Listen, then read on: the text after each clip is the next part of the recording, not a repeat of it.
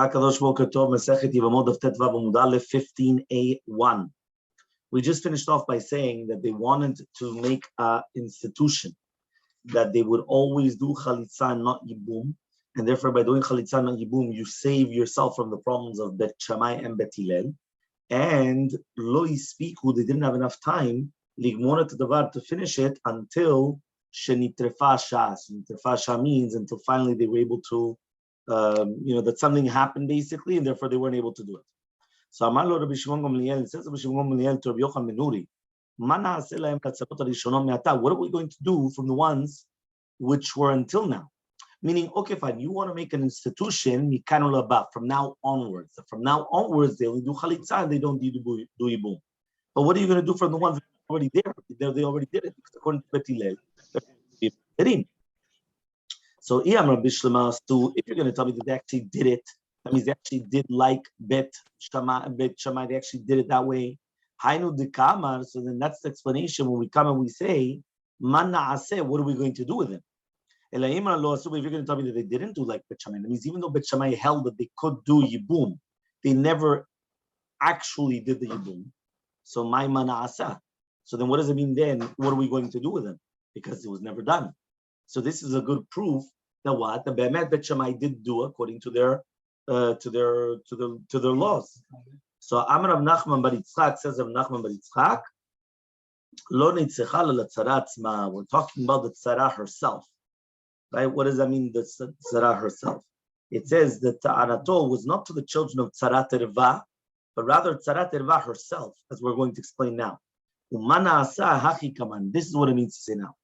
Hanach tzarot de Bet Hillel, these tzarot for Bet Hillel, that they got married to other people without chalitza, right? Before the Takana of Rabbi Yochanan ben Nuri. Le Bet Shammai, according to Bet Shammai, he comes and he says, Hechi na'avid lehu. What are we going to do exactly? Lichletzu, if you're going to tell me now that they should do chalitza, mim'aseh gavrayu, they become ma'us to their husbands, right? What does that mean?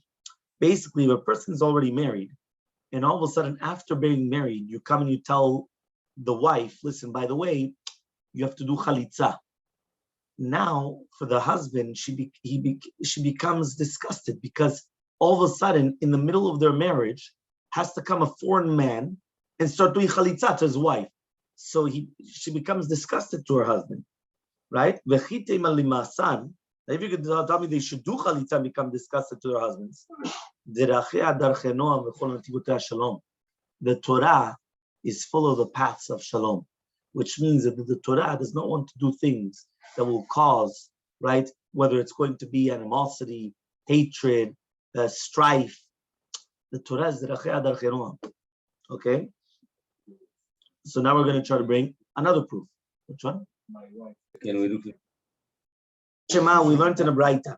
The Amar Rabbi Tarfon says Rabbi Tarfon, Te'evani matai tavot tzarat bat liyadi ve'esaena. Now what happens is listen to this. Rabbi Tarfon was one of Talmidei Bet Shammai. You guys remember, how do we know that Rabbi Tarfon was like one of the Talmidim of Bet Shammai? I'll give you a hint. Not only Haggadah, but where else? The Masechet Berachot, Kriyat Shema, I'll remind you. Which one? Rabbi Tarfon, it's the Mishnah where it says Rabbi Tarfon, he did like Bet Shammai, that he did Hatayah to do Kriyat Shema Varvit. You remember he went and he lied down basically to do Kriyat Shema Varvit, and then he became endangered that he almost lost his life. So they went and they said, it was deserving of you because you did like Bet Shammai and you didn't do like Bet Hillel. But Rabbi Tarfon was a student of Bet Shammai. So he's one of the big students of Bet Shammai. And he comes and he says, Te'evani matai tavot tzarat bat yadi. I'm desiring. When is it going to come to me?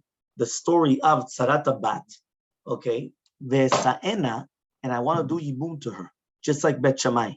So therefore you see from here, right, that Bet Shammai actually did do what they held.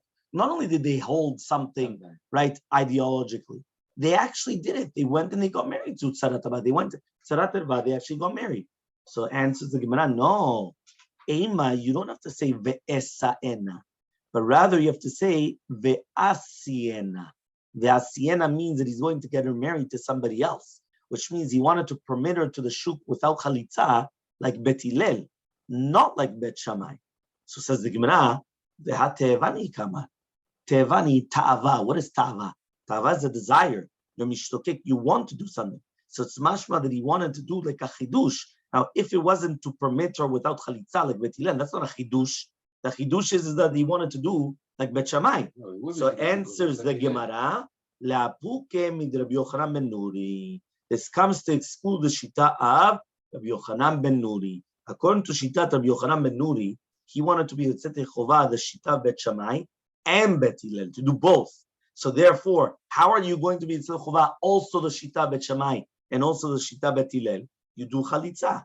Once you do the chalitza, you're permitted according to everybody, right? Why? According to Bet Hillel, anyway, you're not allowed to do yibum. It's a sur, right? But chalitza, you're patur. But if you did chalitza, something wrong came out of it? No, you just did the chalitza when you didn't need to, right? But according to Bet Shammai, right?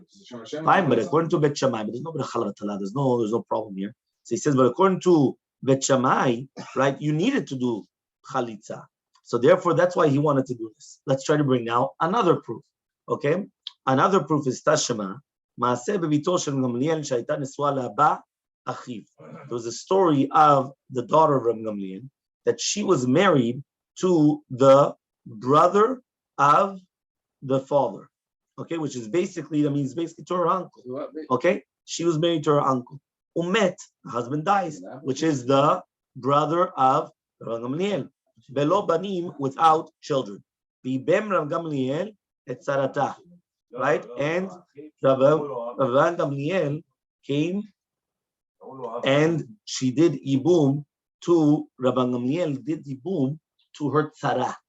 Okay, now again, Rabbi Gamliel is obviously not going to do tzarat. This is called tzara bito. What is tzara bito? Tzara bito means, right, that the daughter got married to his brother, which is her uncle. Okay, he dies. Now, technically speaking, his daughter falls to him to yibum. Now, obviously, that's bito. So bito. So now tzara bito is the tzara of his daughter.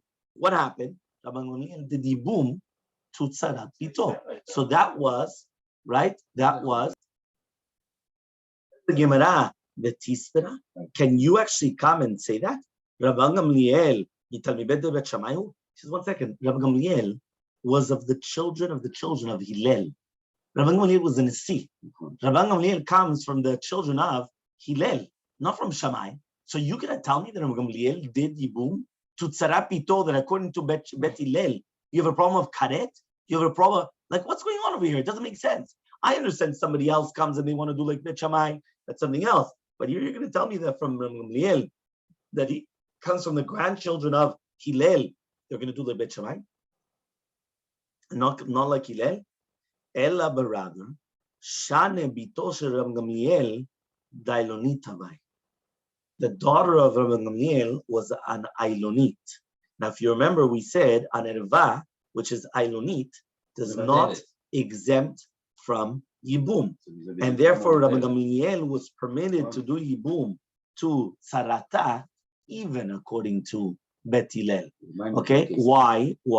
Because of what we just mentioned, right? Because since an Ailonit is not considered a marriage. Now, if you remember, we did say, right, it all depends when did they find out, right? No, the Ailonit, we said is that a woman that at the age of 20, she does not have simanim of a woman. So usually that means that she doesn't have pubic hairs. That means usually that her chest area is not grown. That means that usually her voice is very manly, right? It's not. Yeah, she could have the, right, but she doesn't. It doesn't grow simanim of galut. Okay, fine. You don't need. There's the Gemara. Hamidiktani seifa, that which we learned in the seifa of the Braita.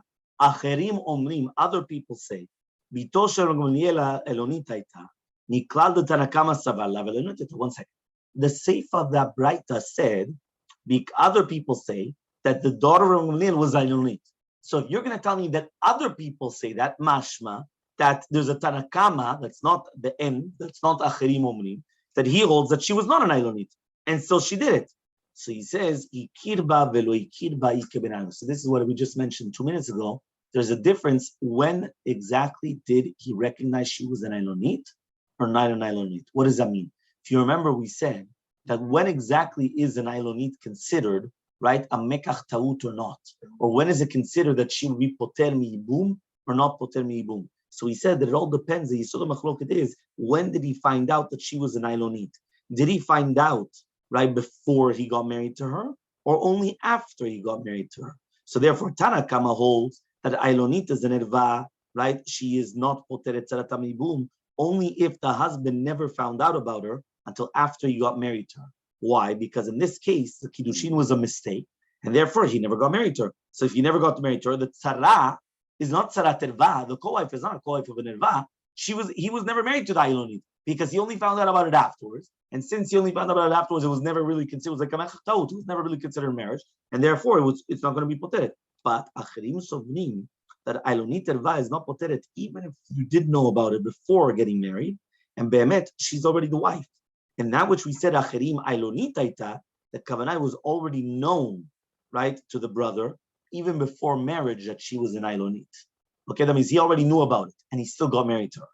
That's one answer. So ikirba velo ikirba, that's the machloket between them, right? When exactly was it that he found out about when she was an Ilonit or not? If you want, you can answer another answer, a second answer. Kanas ulvasof giresh ika benayu. The machloket between them is that if there's ibum to a tzara terva is permitted in a case where the husband got married to the tzara, and then right before he died, he was megaresh et terva. Right? Which means Tanakama holds since tzara terva was not tzara terva during the death, the time of the death. You remember there was the time of the following and the time of the beginning of the marriage. So he says, since at the time of the death, he wasn't married to the erva, so therefore the tzara terva is going to be permitted. Okay, but there's no erva. So therefore that's why he did the yibum. But achirim hold that even in such a case, she's still permitted to do yibum, because since once upon a time there was a tzara terva, even though at the time of the death, which means at the time of the falling to the yibum, there was not a tzara terva, since at one time they were co-wives and it was co-wife with tzara terva, it continues tzara terva. That's the second answer. Okay? And therefore it's permitted to do yibum even according to Bet Hillel. Third answer, right? Ibaitema yesh tzenai bebi'ah ika benaihu. The machloket between them is a machloket. If a condition was not fulfilled, does that have the power to be mivatel kiddushin even after the man had relations with the woman? So for example, according to Shitat Tanakama, a person comes and he gets married to a woman on condition that she has no blemishes or any type of oaths. Yeah. Now, again, he's not going to check her out before the marriage. So therefore he comes and he makes a condition, right? Right, you're going to be married to me on condition that you don't have any blemishes, right? He doesn't want that she should have any type of weird, I don't know what, or, blemishes, birthmarks or anything, right? And all of a sudden she was a hunchback, she was this, she was that, whatever the case is. She doesn't have any blemishes or no nedarim. He doesn't want a woman that she already is coming with a package. And the package was that she went, she made a neder, that she's going to, get up every single morning and start praying 3 times a day, right? Or 5 times a day like Kippur. He doesn't want these stories, you understand? So he made a condition, right? He gets married to this woman on minat that there's no mums, no blemishes, or no nedarim.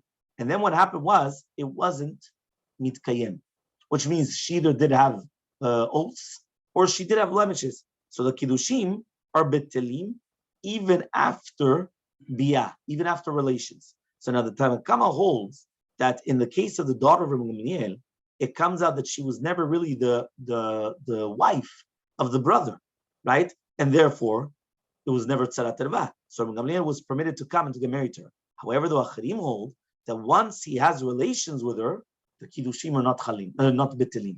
And since they're not going to be betelim, right? Because we're going to say that maybe the time of the biyah, he was already machal, which means at the time of the relations, he forgave her on the conditions that he made, because there's a chazakah that a person does not want to make his relations into biyato znut. He doesn't want to make it like it was znut.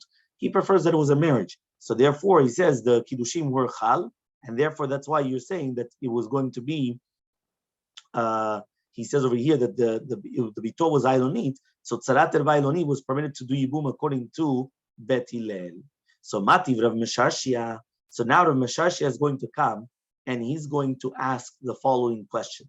Now remember, all of these things is that we're trying to find out, did Bet Shammai actually, meaning we know their idea.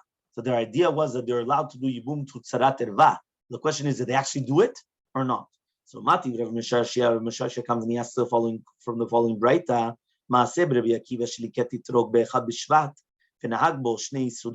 okay, this has to do with Masrot. Okay, when exactly is the Rosh Hashanah for the Ilanot, and when exactly are you giving Maaseh? So there was a story of Rabbi Kiva that he took an etrog, okay, on the 1st of Shvat. He didn't do it on Tu B'Shvat. Remember, there's a machlokah between Bet Shammai and Bet Hillel. When is Rosh Hashanah Ilanot? Was it Rosh Chodesh Shvat or Tu B'Shvat? We hold like Bet Hillel that it's Tu B'Shvat, but Bet Shammai says Echad B'Shvat.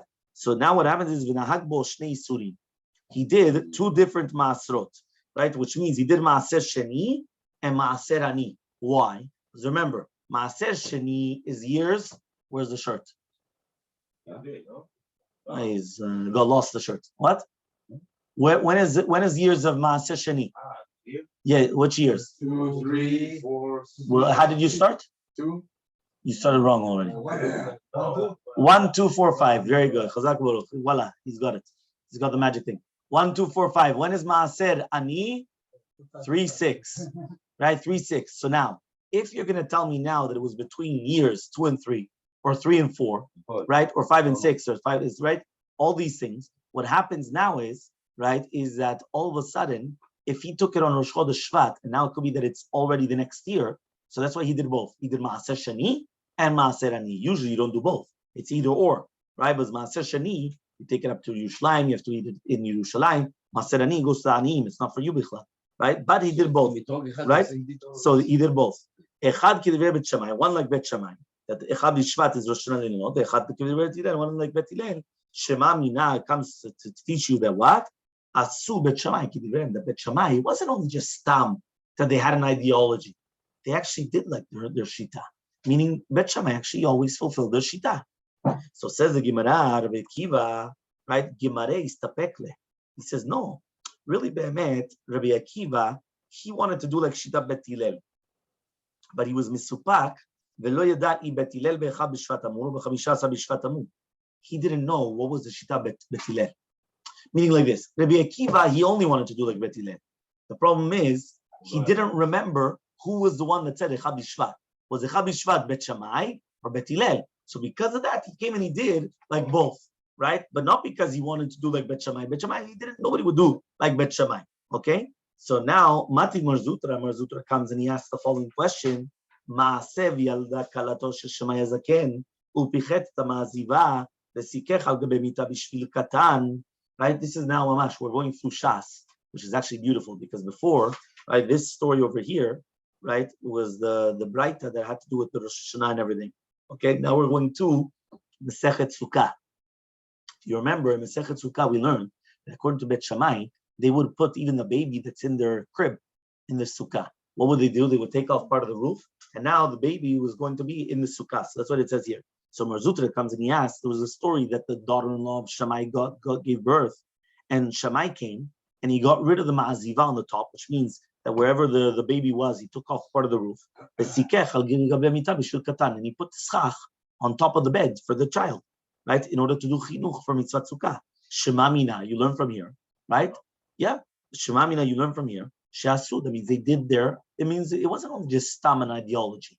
They actually did their position. So the Gemara says, Hatam haro'e omer la'push avir kavi. He says, no.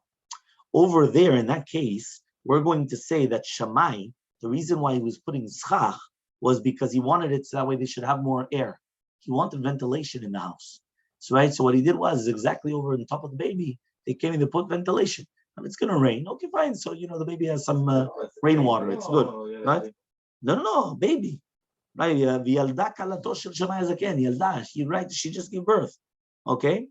So therefore he comes and he says, right, as follows. He comes and he says, Mati Marzutra. So we have another case. Marzutra comes and he asks, Maaseh b'shoket Yehu, shaita b'Yerushalayim. Right, there was a story of Shoket Yehu. Shoket is an even chalula, which is under the tzinor amekalech mayim minahar. So basically, this is a shoket. So basically, here we're talking about there was a new Yerushalayim that was called Shoket Yehu. It was basically this type of a stone which was hollow, which came underneath a river, underneath a mountain, and water was coming out of it. So there was a story of Shoket Yehu, which was in Yerushalayim.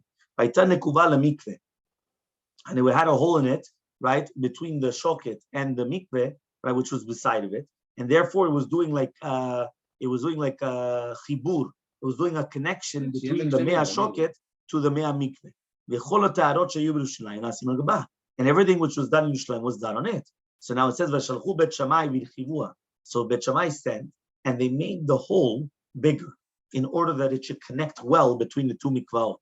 So it says Bet Shammai says. It has to be that the dolphin, it has to be that you're lacking a big part of the wall in order to be connected between the two. Utnana, we learned in the Mishnah in Mikvaot, Vav Zayin, Eruv Mikvaot, right? Eruv of the waters are two different Mikvaot in order to connect them. Keshfoferet Anod. It's like, right, the Shfoferet Anod, the top part of the, how do you call it, of the opening. Yes. This, where do we just learn this? 3 weeks or 4 weeks ago, But where? Which Masechet? Masechet Chagiga. Yeah? Be'ovya u'chalala. Right? In the Ovi and in the Chalal, kishte tzvaot chozrot lemkoman. Right? So then what happens is it's going to be that it's going to go back to its proper place. Shema minasu. So from here again we say, right, that we learn the what? That we learn that they actually did like their words. So answers the Gemara, hatam over there. Right? Tedvav u'bet. Yeah, Tedvav u'bet. Right? Haro'eh omer la'apush emayo dekavi. The one that's looking is just going to say that they're doing it just to get extra water, right? But not because be'emet they needed more purification. Okay? Tedvav u'bet, 15b. Tashema, we're going to now bring another proof. Tamar Rabbi Elazar says Rabbi Elazar bar Tzadok. When I was learning Torah by Rabbi Yochanan Achorani, I saw that he was eating dry bread with salt during years of a famine. Okay, so I went and I told my father, he told me, go bring him olives to eat. So I brought him olives. He saw them that they were lach, right? And therefore he thought that maybe they became tameh. Amarli, he says, I don't eat olives. I went and I told my father. Amarli, he told me, he said, go tell him that there was a chavit, right? Which the chavit had a hole, but the shmarim, they were blocking the hole, right, for the zetim. So therefore, now the Gemara is going to say what exactly we're talking about. We already learned on Mishnah Duyot. Chavit shel zetim megulgalim. When you have a barrel of olives, which are going to be megulgalim, which means that they're kavush, they're pickled in salt until they become softened, right? Because remember, I don't know if you ever saw olives. I've never seen them, but I've heard about it. But when you pick olives, they're hard like a rock. Afterwards, they have to come and they have to crush them. They have to, like mamash, that's why they're usually cracked, right? And also they have to come and they have to pickle them. Now, when they're not pickling, they have to pickle them mamash for a while in order that it could actually become, right, edible. So Bet Shammai Omrim, Bet Shammai says, En tzicha linakev, you do not have to do a nekev in order to watch over on Tarat HaZetim. Bet Hillel Omrim, tzicha linakev, you do have to make a hole over it. Umodim, but they both agree, Shim nikva v'satmu al-shmanim shi Torah. If there was a hole, and then afterwards, shmarim, the sediments came of the zedim came, and it blocked the hole, it's going to be Torah. Now, even though he was a Talmid of Shammai, right? Rabbi Tzadok would do everything. Kol ma'asav lo asa like Bet Hillel, right? He did everything like Bet Hillel. So Rabbi Tzadok, right? And if I remember correctly, this is Rabbi Tzadok a Kohen. Yeah, Rabbi Tzadok, right? He comes and he says, right? Rabbi Tzadok, he would do everything like Bet Hillel, even though he was a student of Bet Shammai. So you see from here, since Rabbi Tzadok was a Talmidei of Bet Shammai, right? Rabbi Yochanan Achorani still said that maybe Rabbi Tzadok did not do the nekev. Early Be'emet there was a nekev, v'chule. So therefore he's coming and saying this. If you're going to tell me that they actually did according to their shita, hainu rebute. So then that's the chidush of Rabbi Tzadok, that he was a Talmid of Bet Shammai, and he still did like Bet Hillel. But if you're going to tell me lo asu, that means that Bet Shammai never did like their actions. I mean, even though they held a certain shita, they didn't actually do it fit, meaning, they didn't actually act like that. So so what's the chidush of Rabbi Tzadok? At the end of the day, all of them did like Bet Hillel. Halakha l'maaseh. Right? So what's the chidush? So another proof. Tashema, Shalut Rabbi Yoshua, they once asked Rabbi Yoshua, Tzarat bat mahu. What is the halacha of Tzarat bat? Remember, Tzarat bat was the exact case of Rabbi Gamliel with his daughter. Okay? So Tzarat bat mahu. So he comes and he says, Amar lahem, he tells them, Machloket bet Shammai bet Hillel. So Machloket bet Shammai bet Hillel.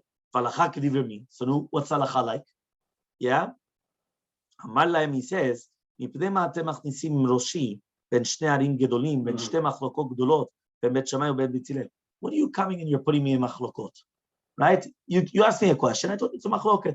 Between who? בית שמאי ובית הלל. Are you going to tell me who's the halacha like? What are you getting me into trouble? מתיירא אני, I'm afraid to paskin like בית הלל, שמא ירוצו גולגלתי. Maybe they're going to break my head. Yeah? That means he's saying, I'm afraid to paskin like בית הלל, because maybe they'll kill me.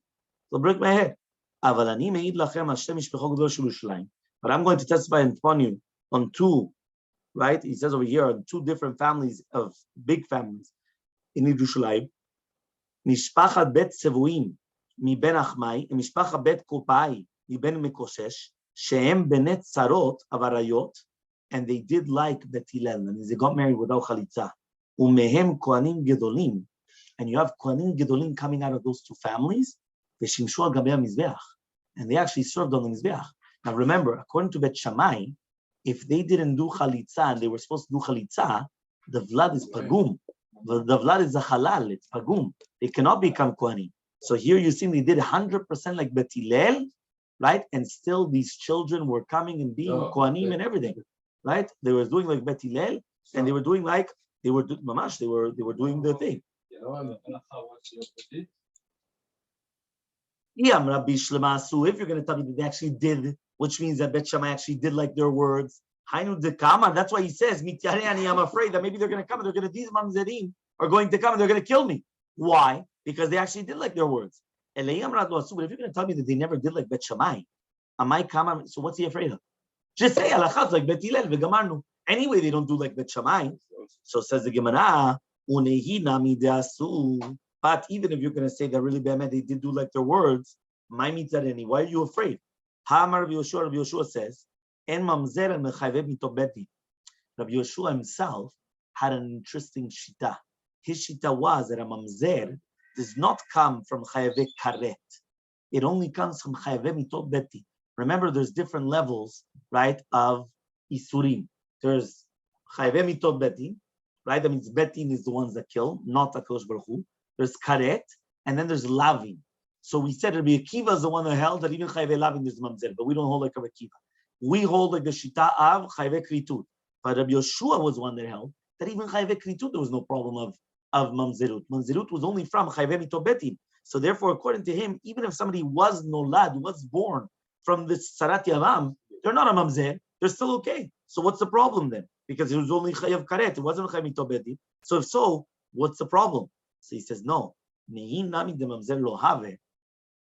according to Rabbi Yeshua, even if you're going to tell me that it's not a mamzer, because according to him, mamzer is only from chayve mitobetin, pagum miyahave, it's still pagum. Right? Mikal v'chomer, because of a kal v'chomer, me'almana, from almana to a kohen gadol. What does that mean? Ma almana, just like an almana to a kohen gadol, she'eni surah noheg bakol, that it's not to everybody, right? But still, bena pagum, her child is pagum for the kuna gadolah. Meaning you have a Kohen Gadol is not allowed to get married even to an almana. A regular Kohen is allowed to get married to an almana. Kohen Gadol is not allowed to get married to an almana. So now, if an almana got married to a Kohen Gadol, her children are pagum. Even though it's not an isur shaveh bakol, it's not an isur for everybody, because any other regular Kohen was allowed to get married to her. It was only the Kohen Gadol that's not allowed to get married to her. But still her children are pagum. So therefore, though this woman, she surah shaveh bakol, that this isur is prohibited to everybody, to Israelim, to Kohanim, to everybody. So kol sheken that the child should be pagum. Meaning, if the almana is only prohibited to one person, which is a Kohen Gadol, and still her children are pagum, kal v'chomer, that this woman, that she's sarat erva, that she's remet, shaveh, and everybody, because she has to do, right, she's not allowed to get married to everybody. You said like all these things. So now you're going to tell me now, right, that they shouldn't be pagum. You're right. It's not going to be karet. It's not going to be, it is karet, sorry. It's not going to be mamzer. But for sure it should be pagum. So says the Gemara, right, as follows. according to what we just now mentioned, right, that Rabbi Yeshua, he didn't want to answer about the halacha, but he did bring down the two stories of the two famous families. Kabau minet tzarot, right, v'kapashit lehu benet tzarot. What's going on? They asked him, what's the halacha on tzarot erva? What did he answer them? He answered them on the children of the tzarot, not on the tzarat erva themselves, only on the children. What's going on? So answers the Gemara, tarte kabay mine. There were two questions that were asked from him. Number one, tzarot mai. What's halacha of tzarot? Do we do like Bet Shammai, Bet Hillel? Which means according to Bet Hillel, they're not allowed to do ibum and they don't even have to do chalitza. But according to Bet Shammai, they do ibum. So now, even if you're going to tell me tzarot that you do like Bet Hillel, what about benet tzarot for Bet Hillel? And for Bet Shammai, what's the halacha? Meaning tzarat erva, according to Bet Hillel, and she got married without chalitza. What's the halacha of the children?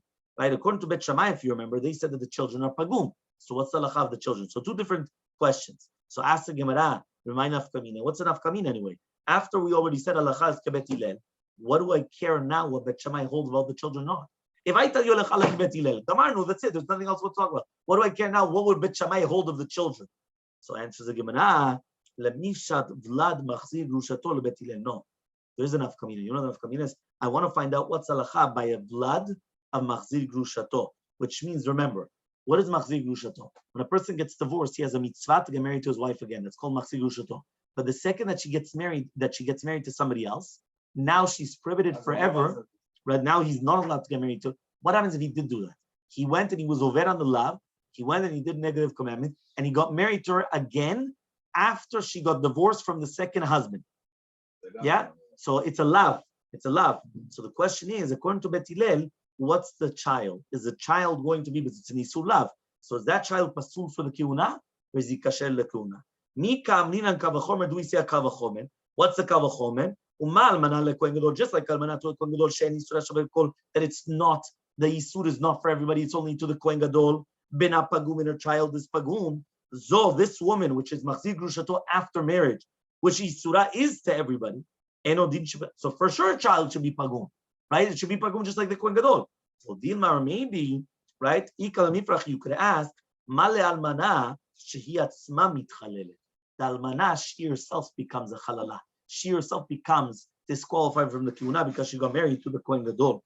Okay, but here the woman herself doesn't become any type of disqualification, right? She got married to her husband again. She doesn't become disqualified. So therefore, you could come and say that it's not the exact same thing. So now the Gemara is going to say how all part of the answer, right, was actually mityaches, and it says, I'm going to be afraid, but I'm going to. That means he didn't want to answer about the tzarot. He only wanted to answer about the Bnei Tzarot.